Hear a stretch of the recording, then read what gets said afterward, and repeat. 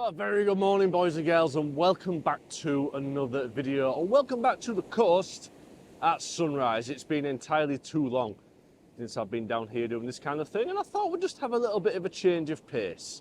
I've been kind of going out in the middle of the day, and I thought let's get up and make a little bit of an effort this morning. So I've come down to Spain Point, and I want to make a love letter to this camera here, my Olympus E-M1 Mark II.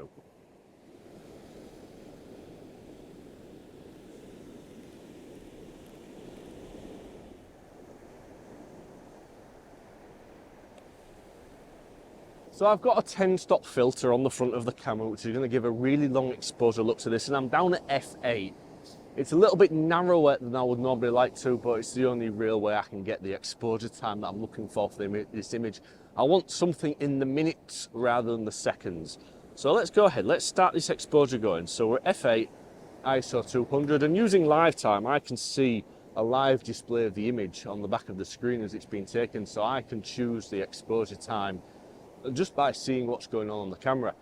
There is a cluster of posts just out in the North Sea, and I'm kind of framing them between some other posts. So we've got 4 posts, and between the very middle ones, these posts in the sea and the sunrise kicking off behind. So let's see what this camera spits out. Hopefully something quite nice looking. So there we go. I think I about caught that just before the sun broke the horizon. You can see the sun's now up. I don't like taking pictures sort of full on into the sun at this time of the day. It doesn't look right to my eye. That's just my opinion anyway. But there we go. I hope it looks okay. So I'll show you the photograph and we'll go for a little bit of a walk down the beach and we'll have a little bit of a chat.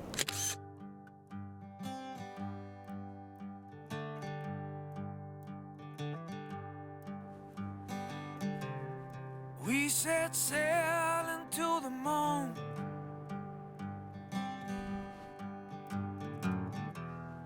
Tilt our tails to the morning view.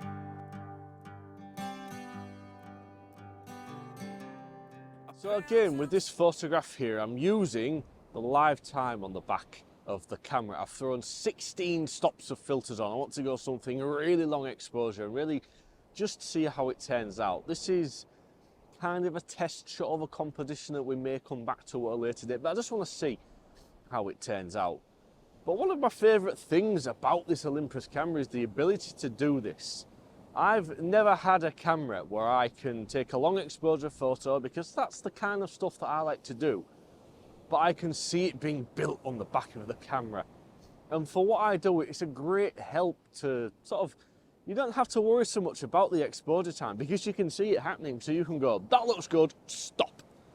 And it's one of my favourite little things about this. Granted, it's a feature that I don't use as often as I maybe should, but playing with it this morning, it's a feature that's probably going to become a part of my toolkit and workflow going forward. So we're currently at 5 minutes and 51 seconds. I'm going to leave this to go for another couple of minutes and we'll just see how it turns out.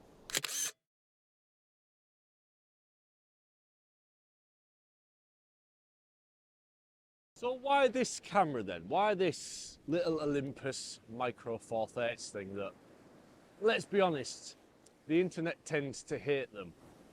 Well, I think it's a combination of several factors for me.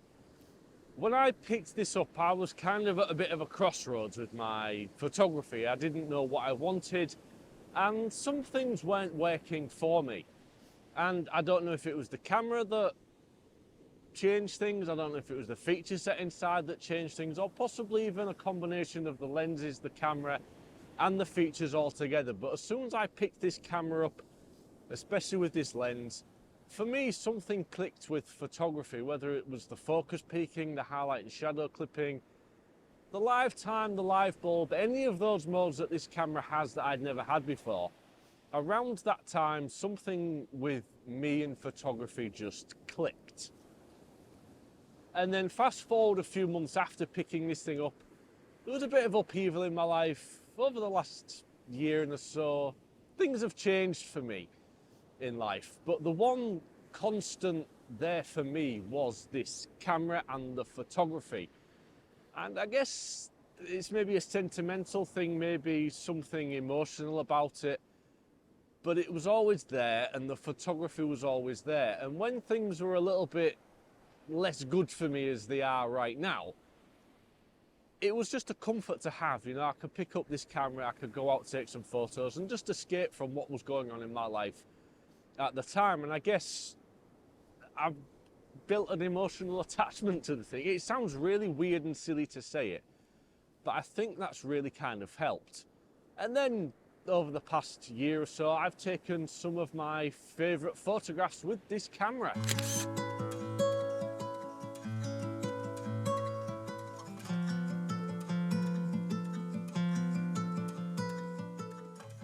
But I've also taken it to places that I've always wanted to visit, and again, I think emotional attachment to the thing has been developed. I've been all over Scotland, I've been all over the east coast of the UK with it, and I guess I've just created a bond with it. It's, like I say, it's a really weird thing to say, but the photos that I've taken with it, the places that I've been with it, and the memories that I've created with this thing, it's a bit of a love story for me. I sound really weird talking right now, but I hope somebody out there kind of understands what I'm talking about with this. The love of my life is photography. It's the thing that I landed on that I found that I was reasonably good at. And that took a lot of searching to find. And when I found a tool that really did help with that, this Olympus E-M1 Mark II, it's just it for me. So allow me to throw a little bit more context on this for you. So let's just peek behind the curtain for a moment. This isn't something that I would typically show you, but this is the camera that I use for video. This is the Sony A7R. It's awful for video, okay? The codec in it is rubbish, and the autofocus is no. But it's got all of the dynamic range, and for landscape photography, you would think that all of the dynamic range would be something that you would find useful. But I don't. It's got 36 megapixels on the sensor, or 36 million photo sites because megapixels, anyway. But no, I reached for this, the Olympus E-M1 Mark II. It's got around the stop-less dynamic range. The dynamic range difference isn't all that great. It's got 16 million less megapixels on the photos that it produces. It's roughly half of the resolution. Yet I reach for this for photo, which is the video camera, really. Micro Four Thirds are fantastic for video. The codec that I shoot video on this is a 28 megabits per second codec. It's rubbish. The Cinema 4K codec in the Olympus E-M1 Mark II is around 230 megapixels per second. Yet I reach for them the wrong way around. And for me, there is a real teller there as to why I do that. I found absolutely nothing wrong with the photos that come out of this camera. The image quality for me is fine, and I like the look of it. The Sony, the photos look great, but I just cannot, I will not fall in love with it like I did the Olympus E-M1 Mark II. This was a bit of a foolish purchase because I saw it at a very cheap price and I thought, tell you what, full frame Sony, all the bells and whistles, let's have a look. And again, the investment levels that I have in two systems, I've gone all in on the Olympus. There is a large investment there for me with the Olympus. Whereas the Sony A7R, I've actually only bought one lens for it. Now, more peeking behind the curtain with YouTube, you receive a lot of emails from people saying, would you like to try this lens? Would you like to have a look at this lens? And that's kind of how I've ended up with the lenses for the Sony, whereas the Olympus, I've purchased with my own money. And again, it's all telling little subconscious things that have happened over the past year that's really made me wonder, why do I reach for the worst photo camera that I have to take photos with? And I guess it's just that emotional connection that I was just talking about. So for this photograph here, we're once again back at the post, but we're shooting them from a slightly different angle and we're going to get a little bit more of a cleaner background. The only real subject in here is the posts that are sticking above the water. So I'm using the live composite mode for this photograph. So what's going on here? If you've not seen live composite, well, you take a photograph and it then stacks all of the lighter parts of the next several photographs that it's taking on top of it. It's very similar to photo stacking in Photoshop when you do star trails or light trails. You take a bunch of photos, you layer them all off, and you get something that looks like a long exposure. But again, I can control the final photograph from the camera here. So the longer that I leave this to go for, the more of a long exposure look that we get, but we're not blowing out any highlights. The shutter speed is the same. So at the moment I have taken 38 2.5 second photographs, and the camera's just stacking them all on top of each other. And as all the surf and all the waves and everything jiggle about in this photograph, you get some really fun textures, patterns and colours and everything like that. So maybe black and white, maybe low contrast colour.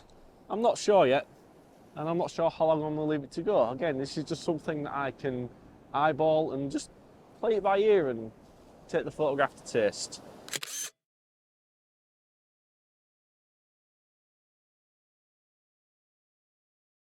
So the last couple of photographs that I've taken, I've used features on this camera that, as far as I'm aware, are brand specific to Olympus, the Lifetime and the Live Comp. I've never come across them anywhere else. That doesn't mean to say that they don't exist, it's just, in my experience, I've never come across them. And for somebody who likes to take long exposure photography, that's kind of the genre where I've landed. It's just a useful tool for, you know, taking those kind of photographs. I don't need to solely rely on working out exposure values and shutter speeds when I can just throw it into one of the live modes and just see the photo being created. And I've spoke about the emotional side of this camera, but it's also a really useful tool for the kind of photography that I like to do. And to me, that should also be a part of what a camera is to anybody taking photographs. It should be a useful tool for them. Now, this past few videos, I've kind of bashed the full frame users out there a little bit. I kind of felt that Micro Four Thirds needed sticking up for a little bit, and that's somewhat why I've done that. But there are use cases for full frame. I mean, portrait photography for one, the shallow depth of field that gets harped on about all of the time, is probably really quite useful for that kind of photography, especially environmental portraits. Wedding photographers, when you really do need that low light capability of the larger sensor, I would myself shoot a wedding on a full frame camera. That's just part of what it is. A camera should be a useful tool for yourself. And this, for me, for the photography that I do, is that useful tool. Now, another thing with this camera and photography, and I guess this YouTube channel as a whole, it's been something of a journey of self-discovery for myself, in that finding something that I'm good at, finding something that I'm passionate about, and finding something that I really enjoy. Photography for me is an escape from the chaos of the day-to-day of my life. I get to come to a beach at sunrise, have the place to myself, I still think, and just chill out and do something that I enjoy. Photography for me, like I say, it's been a self-discovery process. The whole YouTube channel has as a whole. I think now this camera has probably featured in more YouTube videos than any other camera that I've used in the past. I've tried several different brands over the years: Canon, Lumix, Sony and Olympus, and this is just kind of where it fell. 5-6 years ago, you would have never seen me stood on a beach at this time of the morning talking to a camera to put out there for the world to see my thoughts, feelings, emotions and passion. Yet here we are on this journey, and this camera has now been a part of it. It sounds really silly to say, like I've already said, but it's just all part of the emotional journey and life that I've been on for the last couple of years. And this camera, it's just been a part of that. A few days ago, while searching around on YouTube, just looking for content to watch, I came across a video from a few years back from a certain grey-haired YouTuber with a really attractive wife. I'll let you figure that one out. And the video title was Micro Four Thirds is Dead. And here we are 6 years later, and I'm here creating brand new content around Micro Four Thirds. It's not dead. As long as there are people out there buying, using and enjoying these cameras, this format isn't going away. So thank you very much for watching today's video. If you enjoyed it, please do give it a thumbs up. It does help the video out and it brings new viewers to see my content. And if you liked it more than that, there is a subscribe button down below somewhere.